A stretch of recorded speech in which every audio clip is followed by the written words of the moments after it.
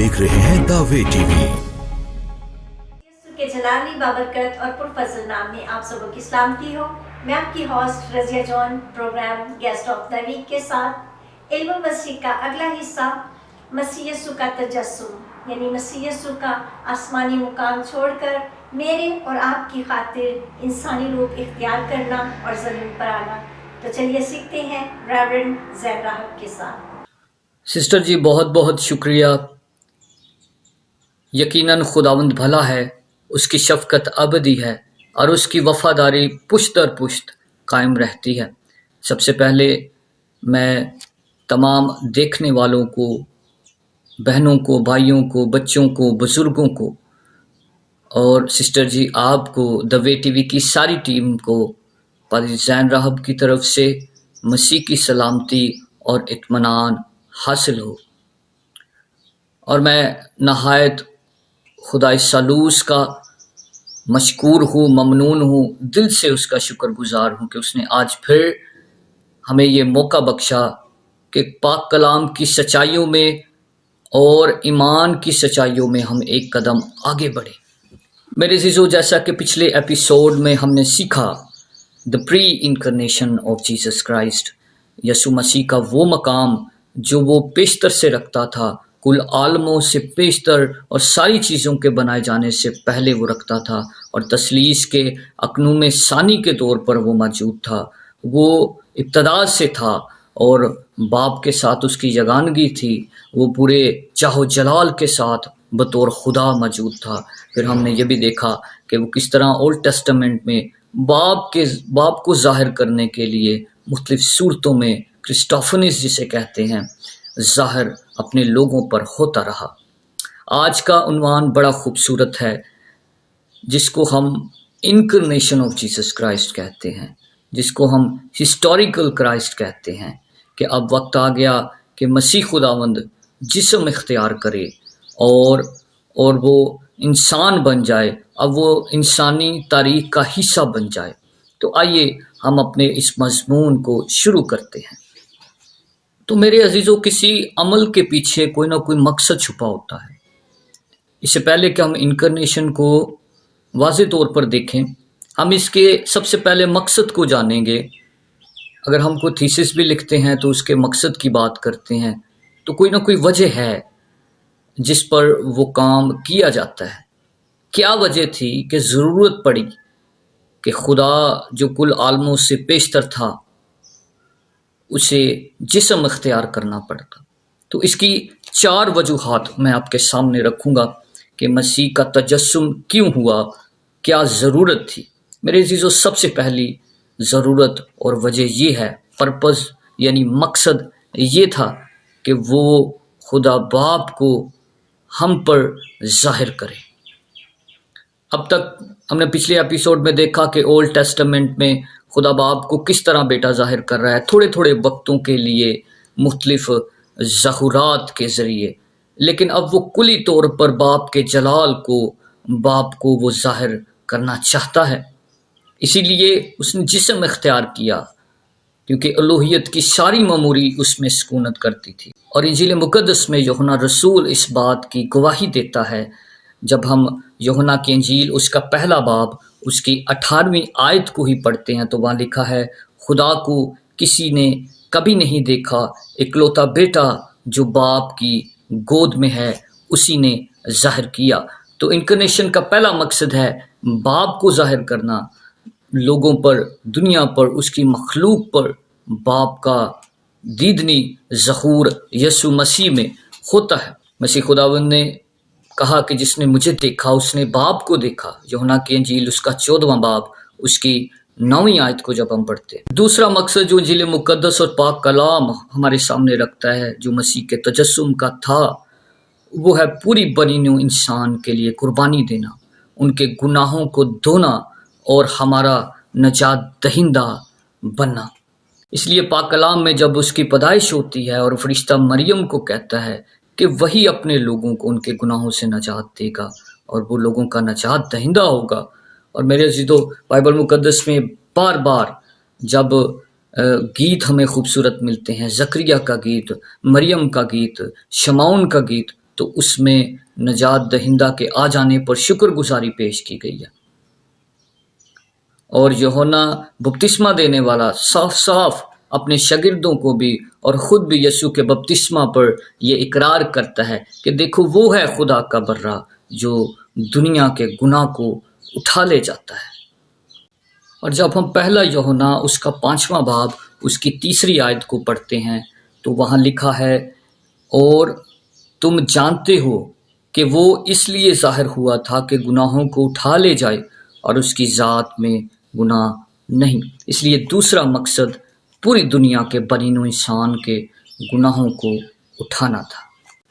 میرے عزیزو، مسیح کے تجسم کا تیسرا بڑا مقصد ابلیس کو شرمندہ کرنا، ابلیس کو مات دینا، ابلیس کو شکست دینا تھا اور ہمیں اس کی غلامی سے چھڑانا تھا۔ اس لیے مقدس یوحنا کا پہلا عام خط اس کا 3 باب اور اس کی 8ویں آیت میں درج ہے، جو شخص گناہ کرتا ہے وہ ابلیس سے ہے، کیونکہ ابلیس شروع ہی سے گناہ کرتا رہا ہے۔ خدا کا بیٹا اس لیے ظاہر ہوا تھا کہ ابلیس کے کاموں کو مٹائے۔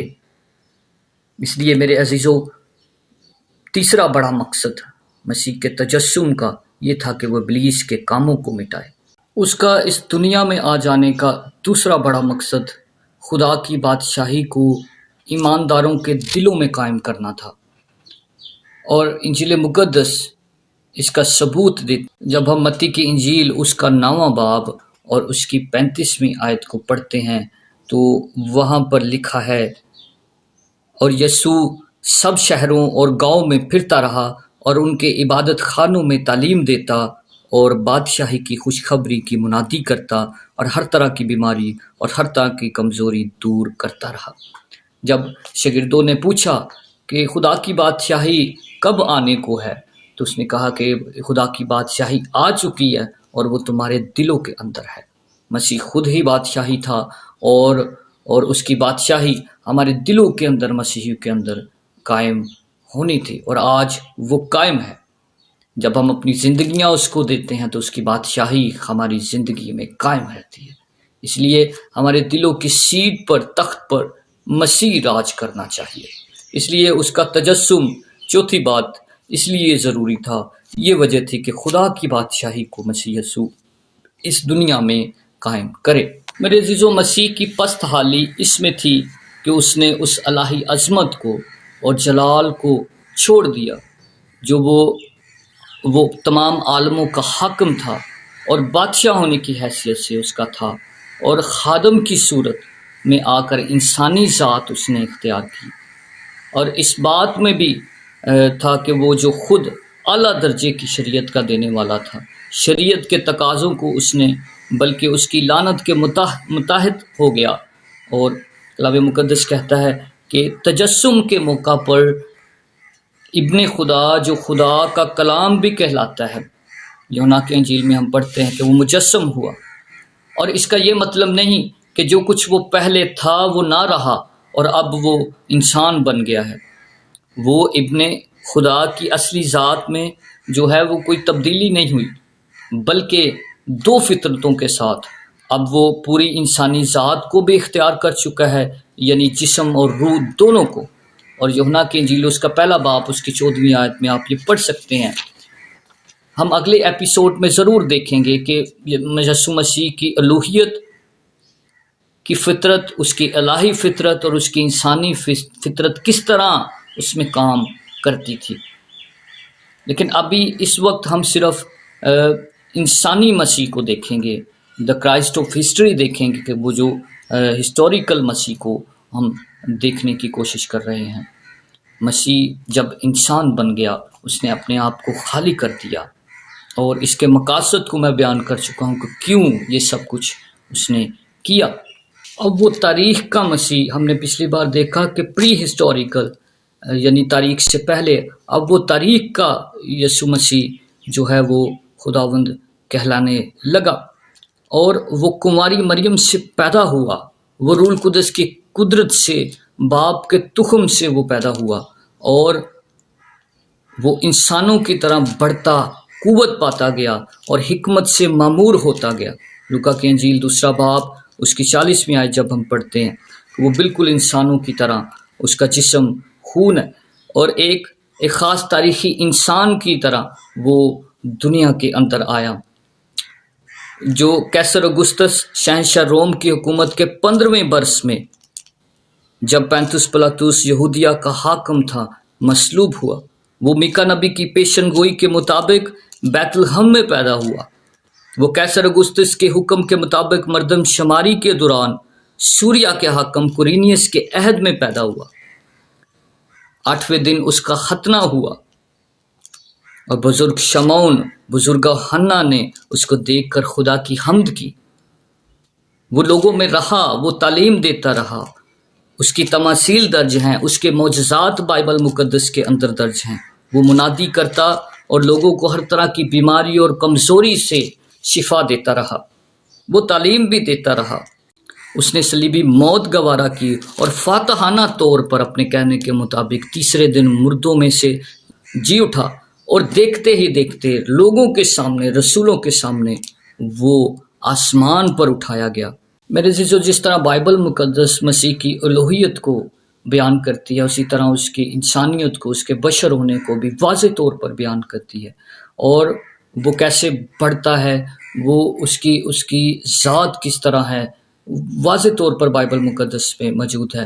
بلکہ مسیح خداوند خود بھی اپنے آپ کو بطور شخص کے پیش کرتے ہیں۔ جب ہم یوحنا کی انجیل اس کا 8واں باب اس کی 35ویں آیت کو پڑھتے ہیں، تو وہاں پر مسیح خداوند نے اپنے آپ کو شخص کہہ کر پکارا ہے، جہاں پہ لکھا ہے لیکن اب تم مجھ جیسے شخص کے قتل کی کوشش میں ہو، یعنی اسے شخص پہ دوسرے لوگ اسے انسان اور شخص کے طور پر پیش کرتے اور جانتے ہیں۔ پولس رسول یسوع المسیح کو آدمی کہہ کر پکارتا ہے، اور یوحنا رسول کہتا ہے کہ وہ مجسم ہوا۔ یوحنا پہلا باب اس کی 4 آیت، اور پھر پہلا یوحنا اس کا 4 باب اس کی 2 آیت۔ پولس نے بھی پہلا تیموتھیوس 3 باب اس کی 12ویں آیت میں یہ کہا کہ وہ جسم میں ظاہر ہوا، وہ کنواری مریم سے پیدا ہوا۔ اس کے انسان ہونے کے درجہ ذیل اسبات ہمیں جو ہیں بہت سارے کافی ملتے ہیں۔ اس کا بدن تھا، ہم متی کی انجیل اس کا 26واں باب اس کی 26ویں آیت میں پڑھتے ہیں۔ وہ گوشت میں شریک ہوا، عبرانیوں اس کا 2 باب اس کی 14ویں آیت میں پڑھتے ہیں۔ اس میں خون تھا، متی کی انجیل 26واں باب اس کی 28ویں آیت، اور وہ خون میں شریک ہوا، عبرانیوں 2 باب اس کی 14ویں آیت۔ وہ غمگین ہوتا تھا، متی کی انجیل اس کا 26واں باب پڑھے۔ وہ انسانوں کی طرح پلا بڑھا ہے، لوکا کی انجیل 2 باب اس کی 51 اور 52 آیت۔ اس میں روح تھی، لوکا کی انجیل 23واں باب اس کی 46ویں آیت۔ اسے بھوک لگتی تھی، لوکا کی انجیل 4 باب اس کی 2 آیت۔ وہ گھبرایا اور خوف زدہ ہوا، متی کی انجیل اس کا 26واں باب اس کی 38ویں آیت پڑھیں گے۔ اسے غصہ آیا، متی کی انجیل 21واں باب۔ وہ تھک جاتا تھا، یوحنا کی انجیل اس کا 4 باب اس کی 6 آیت۔ اسے پیاس لگی، یوحنا کی انجیل 4 باب اس کی 7ویں آیت۔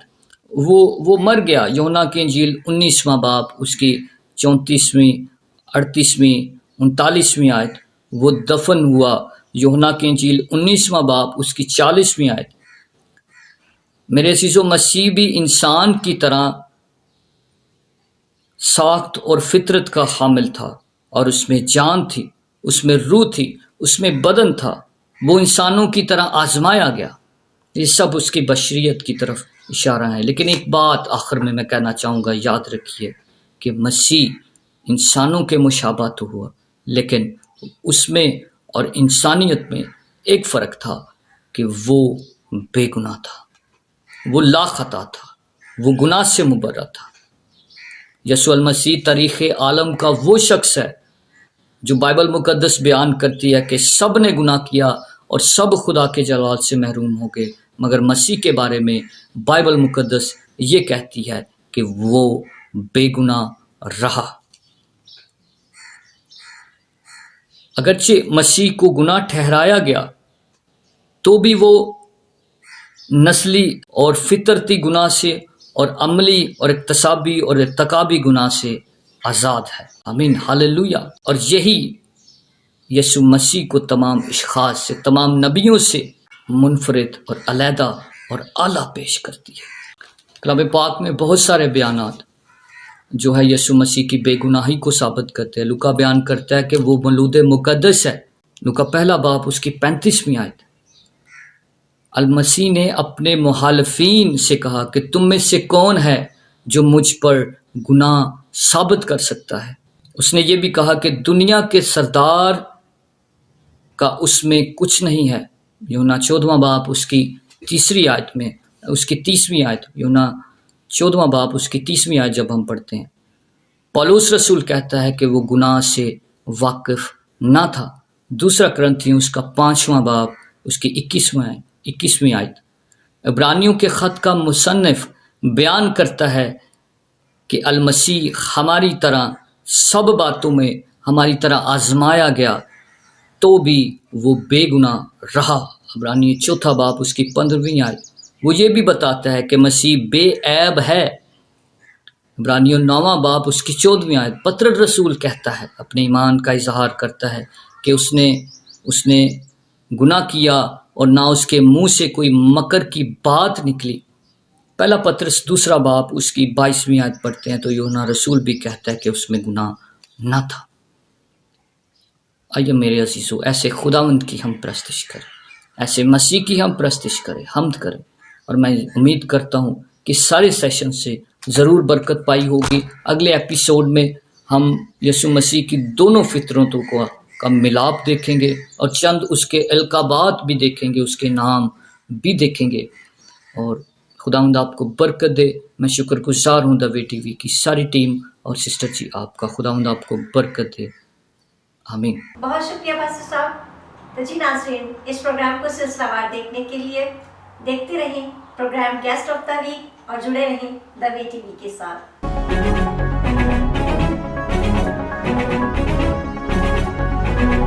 You are watching The Way TV.